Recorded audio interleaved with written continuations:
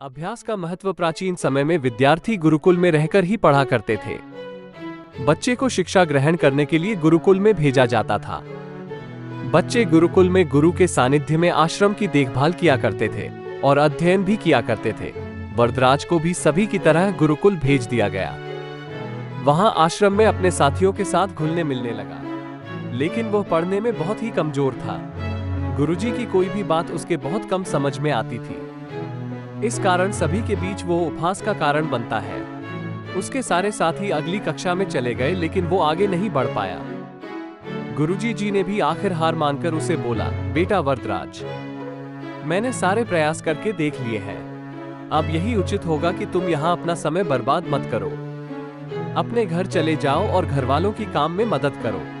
वरदराज ने भी सोचा कि शायद विद्या मेरी किस्मत में नहीं है, और भारी मन से गुरुकुल से घर के लिए निकल गया। दोपहर का समय था। रास्ते में उसे प्यास लगने लगी। इधर उधर देखने पर उसने पाया कि थोड़ी दूर पर ही कुछ महिलाएं कुएं से पानी भर रही थी। वो कुएं के पास गया। वहां पत्थरों पर रस्सी के आने जाने से निशान बने हुए थे। तो उसने महिलाओं से पूछा, यह निशान आपने कैसे बनाए? तो एक महिला ने जवाब दिया, बेटे यह निशान हमने नहीं बनाए। ये तो पानी खींचते समय इस कोमल रस्सी के बार बार आने जाने से ठोस पत्थर पर भी ऐसे निशान बन गए हैं। वरदराज सोच में पड़ गया। उसने विचार किया कि जब एक कोमल से रस्सी के बार बार आने जाने से एक ठोस पत्थर पर गहरे निशान बन सकते हैं, तो निरंतर अभ्यास से मैं विद्या ग्रहण क्यों नहीं कर सकता।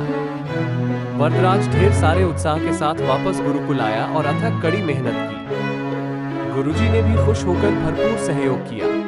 कई सालों बाद यही मंदबुद्धि बालक वरदराज आगे चलकर संस्कृत व्याकरण का महान विद्वान बना, जिसने लघु सिद्धांत कौमुदी, मध्य सिद्धांत कौमुदी, सार सिद्धांत कौमुदी, कीरवाण पद्मंजरी की रचना की। शिक्षा दोस्तों, अभ्यास की शक्ति का तो कहना ही क्या है। यह आपके हर सपने को पूरा करेगी। अभ्यास बहुत जरूरी है, चाहे वो खेल में हो या पढ़ाई में या किसी और चीज में। बिना अभ्यास के आप सफल नहीं हो सकते हो। अगर आप बिना अभ्यास के केवल किस्मत के भरोसे बैठे रहोगे, तो आखिर में आपको पछतावे के सिवा और कुछ हाथ नहीं लगेगा। इसलिए अभ्यास के साथ धैर्य, परिश्रम और लगन रखकर आप अपनी मंजिल को पाने के लिए जुट जाएं।